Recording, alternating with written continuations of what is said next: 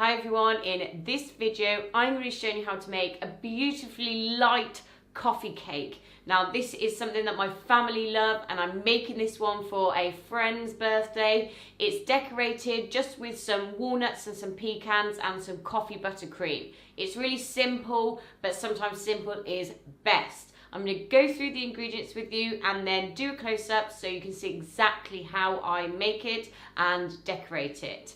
The ingredients that you will need are 225 grams of butter. I use cake butter because it gives a really light, fluffy cake. Then you'll need 125 grams of soft brown sugar and 100 grams of caster sugar. Now, if you don't have soft brown sugar, just all use caster sugar, that's fine. Then I've got 225 grams of self-raising flour, a teaspoon of baking powder to help make the cake rise. Then for the coffee flavour, I've added 4 teaspoons that are level of instant coffee and then 1 tablespoon of boiling water to mix that in. And then lastly for the cake, you will need 4 large eggs. For the buttercream icing, again for the coffee flavour, 4 level teaspoons of coffee mixed with 1 tablespoon of boiling water. Like I said before, I'm going to be using pecans and walnuts to decorate that with. Then you will need 375 grams of icing sugar that I have sifted already. Make sure that you sift the icing sugar, as I mistakenly didn't do that once and it left loads of lumps in the buttercream, which was not very good at all. Then for the butter, you will need 175 grams of unsalted butter. It doesn't matter if you have salted, but I just think unsalted works a lot better. Before you start making your cake, you want to preheat the oven to 160 degrees fan or gas mark 4. If you need any other conversions, they're in the description, or leave a comment and I'll get back to you as soon as I can. To make the cake, you'll also need 2 20cm cake tins, which I will be using. So let's go into close up now.